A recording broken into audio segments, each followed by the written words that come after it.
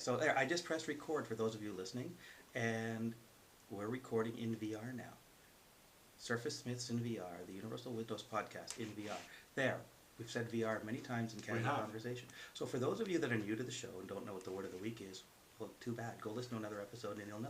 Excellent. I like that. We're not going to tell you. Oh, okay. But for those of you that are longtime listeners, I'm hoping you enjoyed that little burst of VR for you. So because we are looking to say VR. So on the desk, Colin has a little VR adapter for his iPhone. And so we will record to that. Now we're not really sure if the audio from our mixer is going there or it's just picking it up in the room. So we're a little unsure about the video quality, but what the heck, we will give it a try.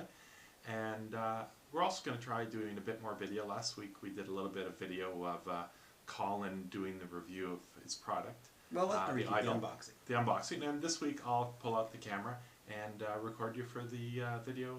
So it'll be the unwrestling. Yeah. And then also later on I'm going to do a little bit of a rant. So you have a follow-up on the Bridge keyboard. Yes. So I asked the folks at Bridge that made the new laptop. And rewind just a sec. It's a laptop keyboard for Surface 3, Surface 4, very much like Surface Pro 3 and Pro 4. Pro 3 and Pro 4, okay? And what it does is it's got a hinge and it's got a slot, and basically it turns your Surface Pro device into a laptop. And it'll be interesting from a couple of aspects, such as the typing experience. Right.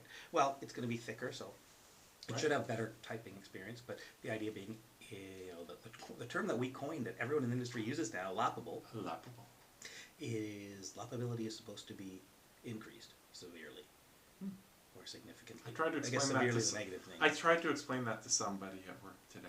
You know what? And she didn't get it. If you go to a gentleman's club and try to explain lappability, or whether something is lappable, you might end up with a slightly different experience. Yes.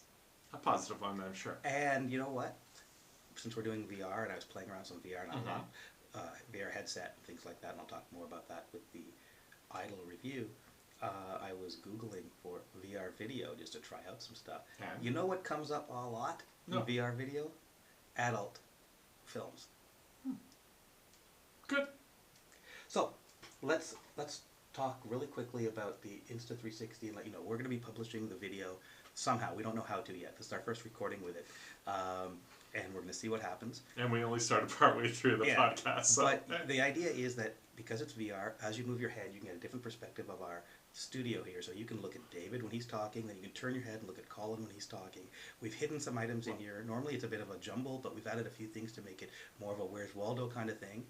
And you can do it, you don't have to have a VR headset, you can do it from just your laptop or phone. I don't know if you can do it from your laptop. I know from a phone you can just change the angle of the phone and it'll track around the room. Well, okay, we'll see what happens. We don't know much, so thanks for watching.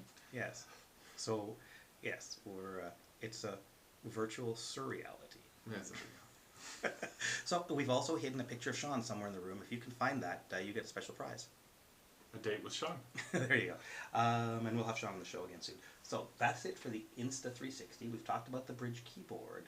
But should we do more devices? Let's finish up our devices and come back to our other stuff. So one of the devices we were going to talk about is the review of the Idle 4S. Your iPhone.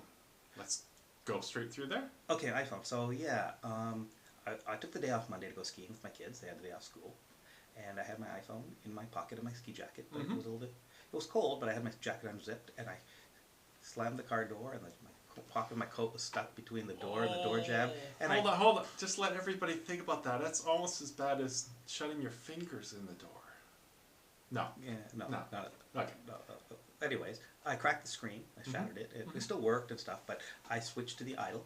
I had to use the Idle for the day, and there's some stories there. And it was dead, and I only got a quick charge on the way up to the ski hill off my car, so it didn't quite last all day. So there's a story there. So first off, so my day with the Idle without a lot of charge seemed to work out okay. There was a couple of issues with the Idle I'll talk about. In its upcoming review. Upcoming review. Basically, you broke your iPhone, and then what happened? Went skiing for the day. Okay. I then went to